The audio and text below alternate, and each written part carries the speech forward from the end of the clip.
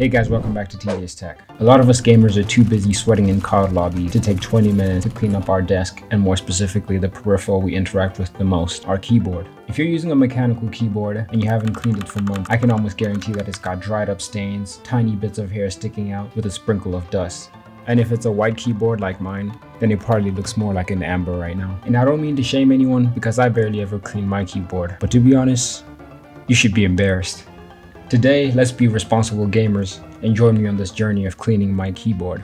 I just want to premise that I'm not a keyboard expert, but I do know enough to fiddle with my own keyboard. The tools that I'm going to need for this are a cloth, a cotton swab, and a keycap remover. I'm just going to be doing a surface level clean, so no screwdriver or any fancy tools are needed. My keyboard is relatively new, so there's no need to clean the PCB. Here's a quick inspection of my dirty keyboard. This is the Gamdius E4. I'll try my best to make sure I can clearly show how dirty it is. It's got some yellow stains, which I believe is from a drink, and quite a lot of dust all over the keyboard. I usually eat on my desk because there's literally nowhere else to eat in my tiny apartment, which is also why my mouse pad is super dirty. I'm also going to give it a quick cleanup during the process. Step 1.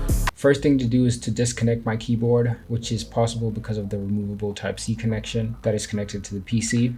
I'm going to be using a little water, and I don't think you need me to tell you that exposing electronics to water is a bad idea. Hence, it goes without saying that you have to disconnect your keyboard first. I used the keycap remover to extract all the keycaps from the keyboard. It's probably a good idea to take a quick picture of your keyboard before you do this, because you're ultimately going to have to put the keyboard back together if you're following along. When I shook the keyboard upside down, you can see the sheer amount of dust and grime that falls out is a lot. After giving the chassis a wiggle, I set it aside and prepared for the next step. In the next step, I soaked a cloth in disinfectant and water. Any dishwashing liquid would do. You don't want the cloth to be completely soaked. You just want it to be damp enough to be able to clean the keycaps. I then wiped down all 61 of the keycaps, trying not to lose any of them in the process. If there's dust in the hollow part of your keycaps, you can use a cotton swab or dip the keycaps in water and twirl them around using the same disinfectant. Once this was done, I set them aside and let them dry completely. You want to make sure all the parts are completely dry to avoid damaging your keyboard. After I finish cleaning the keyboard, I'm going to test it with a typing test and in a game, so stay tuned if you want to see that. Oh my god! Next up, I grabbed the keyboard chassis and used cotton swabs to get in between those individual switches and remove all the dust. There were very few dried up stains, mostly dust and hair particles, so this required very little water.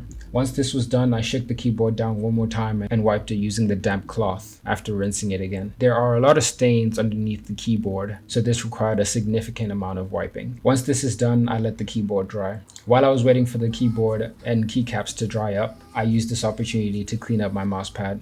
I just wiped it down a little bit. Some mouse pads are machine washable, so next time you do your laundry, make sure you throw in your mouse pad. But you can only do this if it uses materials like polyester, nylon, foam, or rubber. And then finally, now it's time to put the keyboard back together. Remember the picture you took? I know all my keys by heart, so I didn't need to take a picture. However, I did do a quick Google search for the QWERTY layout to make sure I got all the keys correctly. And just like that, I was done. It's a really easy process. So easy that I let someone who's never done this before put the keys back together.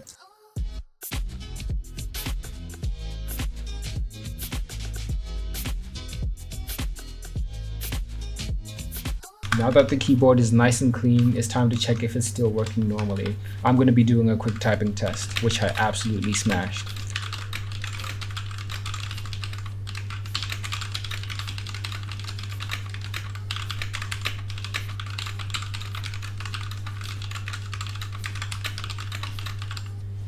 Oh shit. I also played a quick game of Fortnite with my friends, just to make sure all the important keys are working. A few things. Yo, shalom. Hey, what's up, man? Not much, just streaming right now. Sheesh. So if you want to say, you can say hi to the stream. Hello, stream. How are you guys doing today?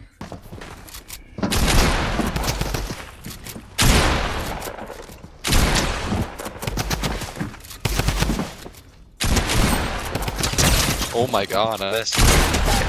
Wait, let's do first 220, bro. Okay. Okay, now it's better.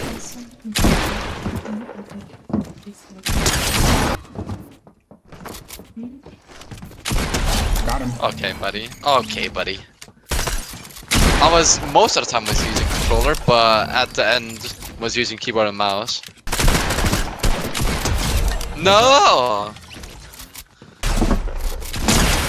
Oh, 66! That was not fair.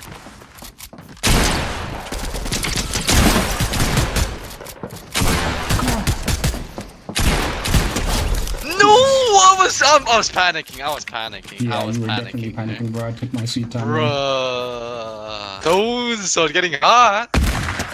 Oh!